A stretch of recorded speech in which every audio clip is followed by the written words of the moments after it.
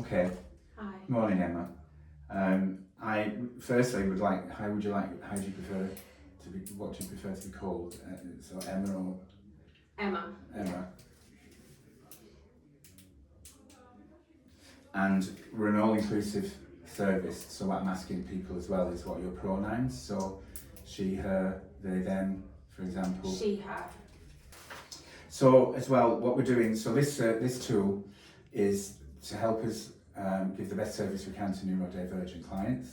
I'm neurodivergent myself. As long as with your permission, they're going to be recorded on our system, which is private and confidential. It's only staff can see it. But the point of that being that anybody who's working with you before they meet you can check this on the system to work with you in the best way that you can get the service from you. So that's what these questions are about. Okay. They're not just questions in the air, they're for a specific reason to help. Things that we would like to know about you, or you would like to know about yourself, is that find it hard to sit down for short periods of time, or do you prefer regular breaks? I'm okay for long periods, but certain lighting, if it's too harsh, Okay. I really struggle with that. Do you have a diagnosis of anything? Yeah, I was recently diagnosed with autism. Okay. Might sound a strange question, but we're going to ask about your interests. Mm-hmm. Because we like to have a better idea of who we're working with, Mm-hmm. and what we can offer. So, are there any specific interests that you would like to share?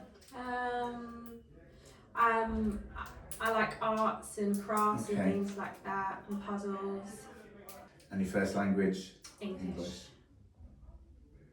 So you don't need an interpreter? No. You don't need anything translated into Braille? No. No. Not British Sign Language? No. No. Would you, now, so we're asking a question, I need information translated into audio. Mm-hmm. So would you like, so for example like this, we could give you an audio form, so you could take away and listen to it at your leisure, basically later in case you've missed anything, or you're worried that you haven't answered something and you want to come back and let us know? I think for me, I like to come around to something written. Okay. Especially not just after a session but before, because I get quite anxious if I don't know what is going to happen in the session, and it might be a barrier for me to come in. So if I could just have some information about what we plan to talk about, so I can process the information. We can do that. Well, these are just some questions that we build up. We have a card here that we offer to you, and it's basically a card that you can tick the boxes for the best way you want to communicate with staff. And what you can do with that is when you come to reception, you can hand it to reception and they'll understand the best way. And it also will have your key worker's name on it. Okay, thank you. So they know who to communicate with and how you prefer to communicate, so you don't have to have that conversation in public. Oh, thank you. Okay. That really helps because I get really bad social anxiety. So if I'm in a room full of people, I really struggle with that. And just a few more questions now. So do you like to talk or do you prefer easy read? I prefer to talk and easy read Okay. if I have to take written information with me. And when you're talking, do you need time to give your answers? Yeah. Yeah. Yeah, most definitely. And you're okay, with respect, you're okay with reading and writing? Yes. Yeah. Do you have difficulty with numbers? No. So we're asking as well in interviews and talking with your worker, do you prefer not to make eye contact, or are you comfortable with that? I'm okay when I'm listening to somebody, I can look at them, but when I'm talking, I don't tend to like eye contact. Okay. And would you like us to read out information that you share with us? Would you like feedback? Yes. From that? Yeah. Just to make sure that I've been understood, because sometimes I don't always articulate myself as that great either. So just to know that I've been understood, that would be really helpful. Okay, great. We're nearly there. Do you prefer written communication to be by letter, by email, or by text? Email. Okay. And how about talking? Are you okay, or is it only people you know? Are you comfortable? For example, we've just met. It's usually with people that I know. Okay. Yeah. You're not. So we're asking, are you non-speaking? But you're okay. So no, some days I find it challenging. So I might be quieter than other days. Like today, I feel okay, but on some days, I might struggle. Okay. Would you like us to contact another person before you? Do you have somebody who supports you? So I've got a really good relationship with my supported housing key worker, so sometimes that might be helpful to contact them, can remind me of appointments and things like that. So that's your housing key worker? Yeah. What's her name? Callie. And do you know the contact details? I'd have to get it from you after, if that's okay. No problem, we can update that bit. So we went through some examples of the questions I was asking in there to help you in case you weren't sure. Yeah, and are you comfortable with those? Yeah. Yeah? Because we can go through them again if you want to. No, that's okay, thanks. So we're asking a little bit more information about how you like people to communicate with you. So again, the best way that we can do that for you. So is there anything else that you want to add to what we've already asked, what we've already discussed? No, I just think what I mentioned earlier, that to know in advance what to expect, because otherwise I might become overwhelmed if I walk into a room I don't know what to expect, or I'm asked questions and I don't have time to process the information.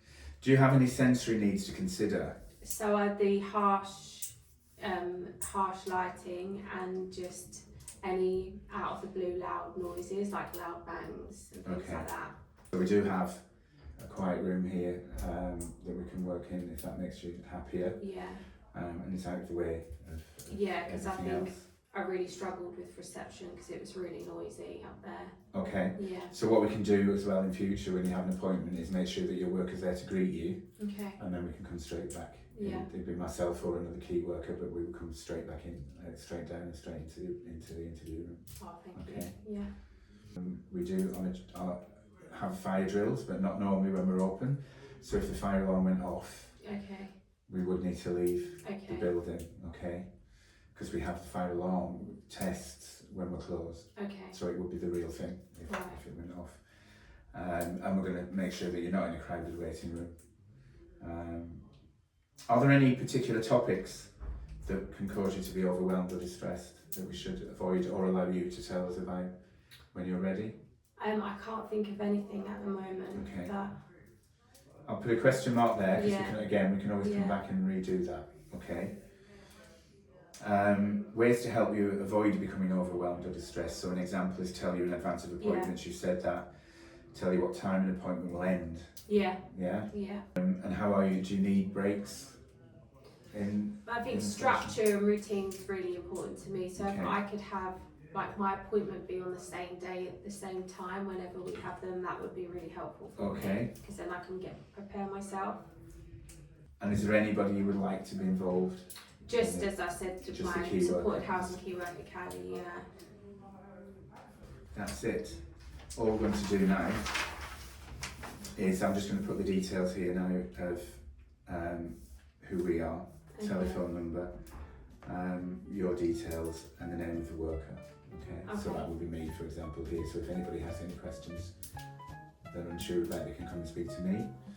And I don't know whether I mentioned it, but I'm one of the neurodivergent ambassadors here. So if you see me around, please stop me or ask to speak to me if there's anything.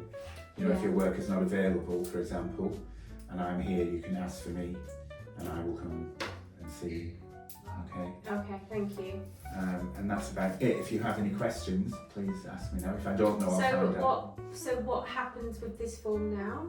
So what will happen now is I will go away and put this on your file, but as I said, it's private and confidential. Only the key workers here can access this information. And that's what I will do with it. And then it's there for anybody. So if you get a different key worker, you might get me as a key worker, I don't know yet. But if you don't, your key worker can then read through this on the system and understand how to proceed with things and make sure that you're safe and comfortable and you're getting information in the right way. Oh, thank you. That's really going to be helpful. Okay. And that's it. Thank you. Thank you.